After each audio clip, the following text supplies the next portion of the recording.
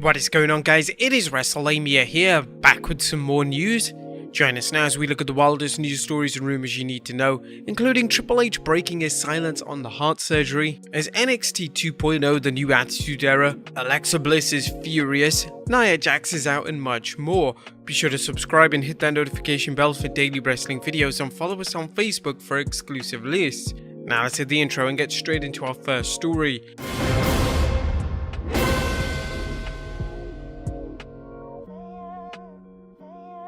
Now, first story looks at Triple H breaking his silence on heart surgery. Triple H is speaking out for the first time following the news of his surgery to resolve a cardiac event reportedly caused by a genetic issue. The cerebral assassin recently tweeted, "I've been blown away by the outreach and support from so many people. I'm recovering, doing well, and deeply grateful for all the love in my life. Especially grateful for Shawn Michaels and all the superstars and crew and NXT. Steph and the girls love the snacks. See you soon." Triple H remains wildly popular with the WWE universe despite being all but retired from the ring. Social media lit up with well wishes following the reports of his illness, and like many other Triple H fans, we're glad to hear that he's doing well and wish him a fast and full recovery. Next up, Alexa Bliss is furious. Now, a recent story from Dave Meltzer appears to have sent Alexa Bliss into a fury after Meltzer reported on the Wrestling Observer Radio about the Alexa Bliss and Charlotte segment on the 20th September Raw. So they had about 8,000 in the building and people were leaving in droves during this segment. I heard 1,500 people left, and it's not like they left and went to the bathroom and came back. They left and went home at 10 PM. As we noted in our discussion of the story, although the WWE Universe is known for walking out before the main event, this story has us waiting for confirmation from multiple sources, and various news sites cutting and pasting Meltzer's report doesn't count, as it seems like a difficult story to verify. As we suspected, there was more to the story than reported, and a number of fans took to social media questioning the accuracy of the report. Again, these reports should also be taken with a grain of salt, as anyone can say that they were at the event.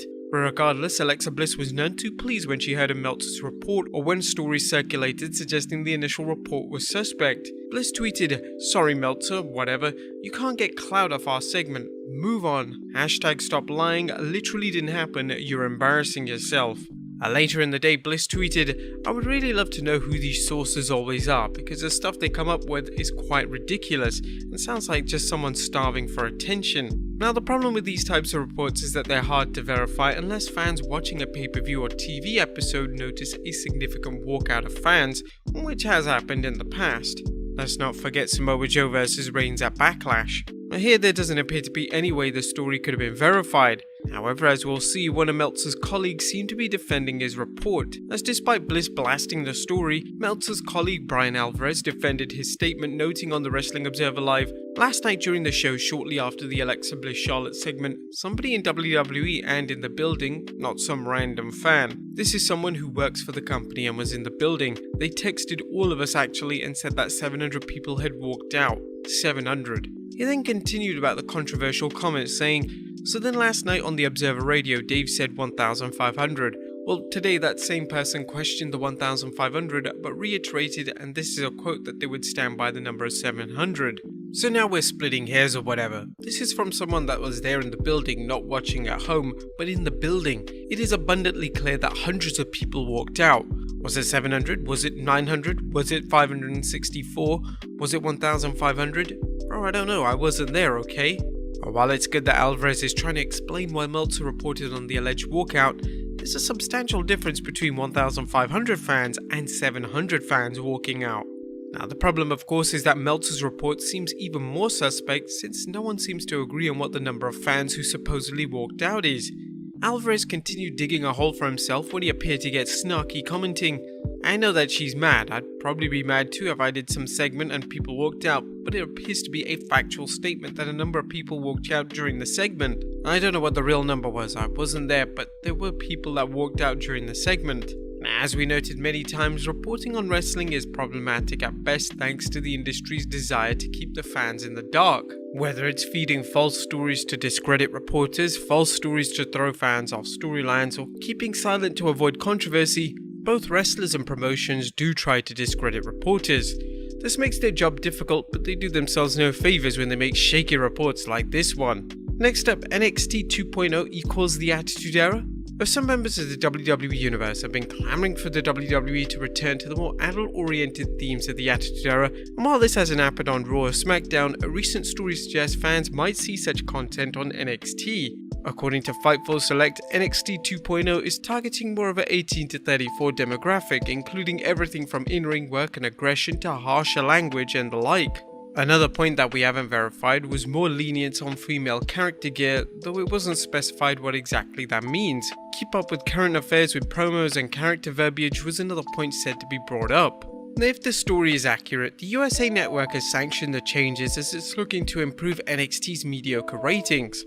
While this is speculation, might the WWE be using NXT to test the waters and see if an edgier product helps the ratings, and the idea being to adopt similar themes on Raw if NXT's ratings improve. Although Raw's ratings improved slightly on the show where SmackDown's Bloodline wrestled twice, the Red brand has a long way to go as Monday Night Football will be around for the next few months. Do you guys think they should adopt a more edgier format? Let us know in the comments down below. Next up, Ric Flair responds to RVD. The controversy surrounding Ric Flair following the Dark Side of the Ring's Plane Ride from Hell episode continues as Flair has seen the WWE remove his merchandise from its online store and Flair's commercials for CarShield placed on hold. Flair recently tweeted, "A man tried to destroy my reputation based on an assumption. I don't even know what to say right now." Flair's comments appeared following a statement from Rob Van Dam when he said he wanted to clarify what was presented on Dark Side of the Ring. As noted by Bleeding Cool, professional wrestler Rob Van Dam took to Twitter to clarify some of his comments from the episode as well as assumptions he feels people have taken from them. Over the course of 2 tweets, Van Dam clarified that he's never seen Flair's genitals and that he's used the phrase "trying to make her touch him" was a reference to the overall space they were in and how Flair's body was crowding her space. Did the Dark Side of the Ring employ creative editing to frame its narrative? This wouldn't be the first time a documentary has played fast and loose with camera footage and/or interviews. Now, for those who are wondering who has replaced Flair on WWE's opening video for its various TV shows, the WWE has placed the Ultimate Warrior in Flair's spot. As some fans are already questioning the wisdom, not to be confused with Warrior wisdom, of the placing of the Warrior in the video due to the Warrior's controversial statements. And finally, Nia Jax injured. Now, Nia Jax took quite the beating on the recent edition of Raw, with Shayna Baszler leaving a former tag team partner in a broken heap. Now the show The Bump is now reporting that Nia Jax will be out for an undisclosed amount of time. Ringside News' Felix Upton commented that it's unknown if Nia needs time off for an actual injury or for another reason. But there you have it, folks, the wildest news stories and rumours you need to know. Be sure to leave your comments down below, and I'll see you next time with some more wrestling content.